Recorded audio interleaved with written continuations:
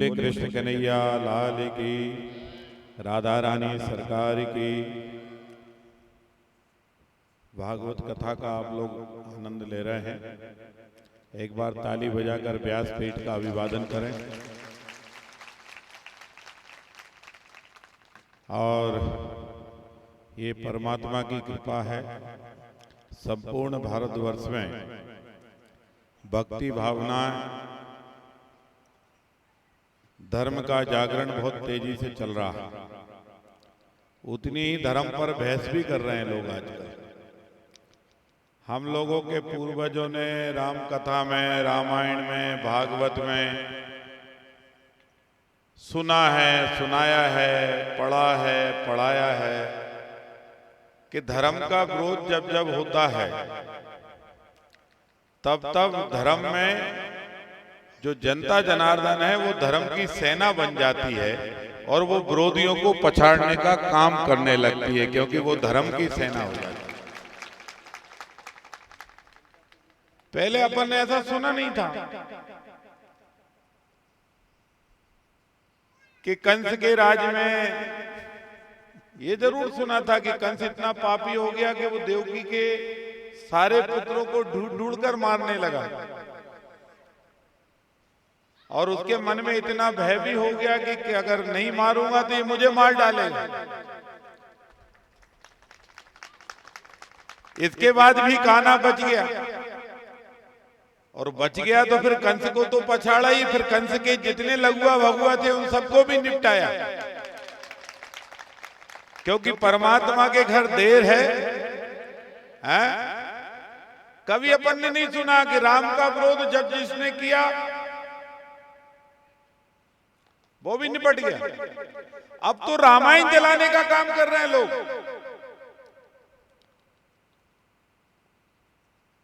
पर इतना सबको समझ लेना चाहिए कि लड़ाई रामेश्वर से होगी तो जीती जा सकती है, पर राम से लड़ोगे तो नहीं जीत सकते, ध्यान रखना।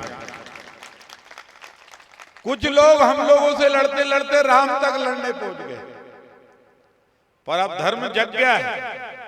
अगर 500 साल के बदला आज के नौजवान लेकर अयोध्या में राम मंदिर बना सकते हैं तो हिंदुओं आपको हर अपमान का बदला लेना है, इसकी तैयारी रखें। ये कथा इसके लिए नहीं है कि आप पैदा हुए हैं, धर्म करना है, मरेंगे तो स्वर्ग मिले, इसके लिए कथा के लिए नहीं है। कथा इस बात के लिए है कि धर्म करो, कर्म प्रधान बनो, ऐसी ताकत जुटाओ कि जो तुम कर्म कर रहे हो, जो तुम धर्म कर रहे हो, उस धर्म और कर्म पर कोई आंख ना उठा सके, ऐसी ताकत भी बनाओ।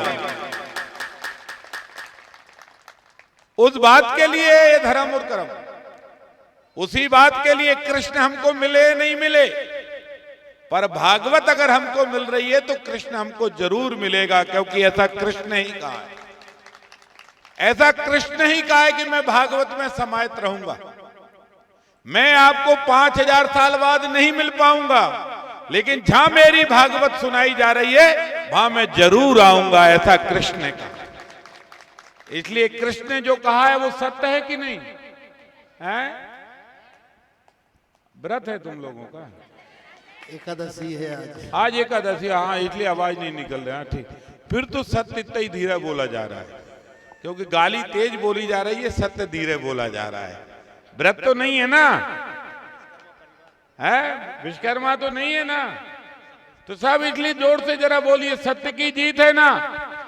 सत्य की जीत होनी चाहिए कि नहीं होना चाहिए? सत्य को मानते हैं कि नहीं मानते? और इसलिए सत्य हर हमेशा, और इसलिए हमारे धर्म का भी नाम है क्या?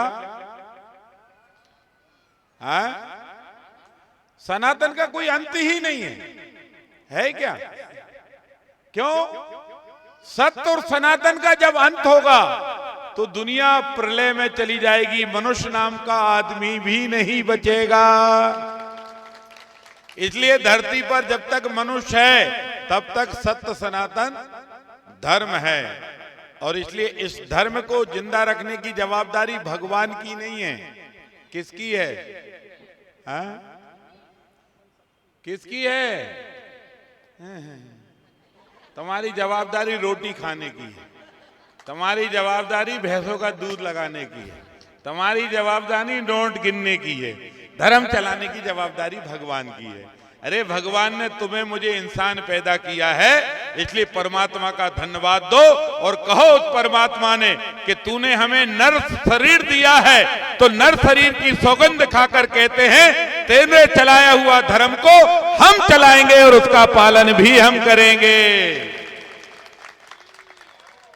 करेंगे कि नहीं करेंगे? भगवान धर्म नहीं चलाएगा, भगवान का धर्म कौन चलाएगा? हाथ जोर से बोलो, जैसे माता जी बोली, जोर से बोलो, वो कौन चलाएगा? हम चलाएंगे। बेटियों को संस्कारवान कौन बनाएगा? मंदिर कौन ले जाएगा? माथे पर तिलक कौन लगाएगा? राजा राम की आरती कौन करेगा? रिश्तों का पालन कौन करेगा? गौ माता को रोटी कौन खिलाएगा? और गर्व से कहकर हिंदुस्तान का तिरंगा कौन फहराएगा? वो भी हम ही फहराएंगे। ये जवाबदारी हम पर है। कितनी होनी है प्रभु जी? 84 लाख। हैं? बच गए। ना जाने आप हम कुत्ता बिल्ली आदमी घोड़ा क्या होते। ईश्वर ने हमको मनुष्य बनाया। बड़े भाग्य मानुष तनु पावा, सुर दुर्लभ सब ग्रंथन गावा। मनुष्य शरीर परमात्मा ने बड़े भाग्य से दिया है। ना जाने कितने युग आपने योनियों में क्या क्या पुण्य किया है, तब ये मनुष्य तन मिला है। ये मनुष्य तन सोचता भी है, बोलता भी है, देखता भी है, करता भी है, चलता भी है और चलाता भी है। ये मनुष्य शरीर ये है। इसलिए ये शरीर परमात्मा आगे भी आपको मिले, इसके लिए क्या करना है? इसलिए धर्म मार्ग पर चलना और धर्म मार्ग पर आने वाली बाधा को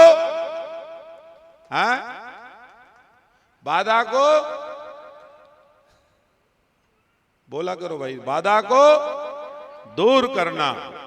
और इसलिए आपका हमारा ये संकल्प होना चाहिए, भागवत सुनेंगे, भागवत सुनवाएंगे, राम कथा सुनेंगे, राम कथा सुनवाएंगे। और जो राम कथा का विरोध करेगा उसे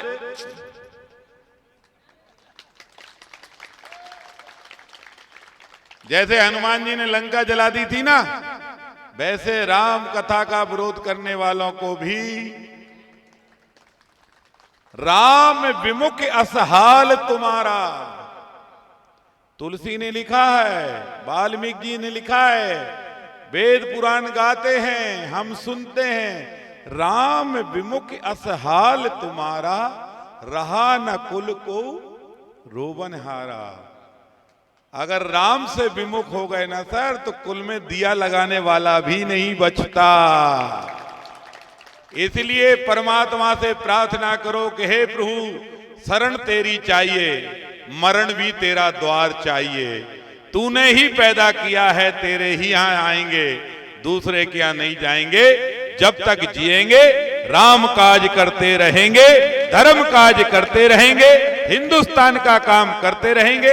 मैं पूरे विश्वकर्मा परिवार को बहुत बधाई देता हूं। ताली बजाओ, इन्हें अच्छी कथा की है। कथा का आयोजन करना, इतने लोग बुलाना, दरी बिछाना और फिर विनम्रता से हाथ जोड़े रहना, नहीं तो कथा में भी पैर लग जाते हैं। क्योंकि धर्म एक ऐसी मुसीबत है जो किसी को आसानी से नहीं पचती। पराठे तो पच जाते हैं, पर धर्म और सत्ता ही बहुत आसानी से नहीं पचती। चाहे वो पंच सरपंच की हो या पार्लियामेंट की हो, ये जैसे ही मिली ना छलांग मारती है। जब कोई मोड़ा गांव में उचक उचक के चले तो नहीं बोलते क्या तेरी जमीन पे पैर नहीं रखा रहेगा। तो ये जब मिलती है तो उचक उचक के चलने लगते हैं लोग। चलना पड़ता है, एक कदम वो 4 कदम इकट्ठा डाल देते हैं, लोगों को लगता है बहुत तेज जा रहा है। तो ये प्रभुता पाए, ये लिखा है, केवल संसार में एक ही व्यक्ति को प्रभुता का मद नहीं हुआ। वो व्यक्ति कौन था? वो भरत था। भरत होए ना राज मदे, विधि हर हर का राज। केवल अयोध्या का राज तो छोड़ो, सारे संसार का राज भी भरत को दे दो तो राम कहते हैं कि उसको घमंड नहीं हो सकता है। ये केवल भरत को नहीं हो सकता। बाकी तो दो खेत में फसल ज्यादा आ जाए तो घमंड हो जाता है, चना ज्यादा आ जाए तो घमंड हो जाता है। होता है कि नहीं होता? दूध ज्यादा निकल आए तो घमंड हो जाता है। घमंड हो, पर इस बात का मंड हो आपको कि परमात्मा की शरण का है, दूसरों की भलाई का है। पर इत सरस धर्म निभाई, पर पीड़ा सम नहीं अदमाई। इस भाव से लेकर हम और आप चलेंगे, परमात्मा सब सकल करेगा, सब संभव है, सब संभव होगा, क्योंकि ईश्वर ने हमको इस धरती पर कुछ अच्छे काम करने के लिए भेजा है। कथा सुनिए, सुनवाइए, इसी तरह प्रभु जी आप लोग दर्शन देते रहिए, भगवत भक्ति में सबको लगाए रहिए। और मैं आज आपको बहुत बधाई देता हूं। मुझे आना था 11:30-12 बजे।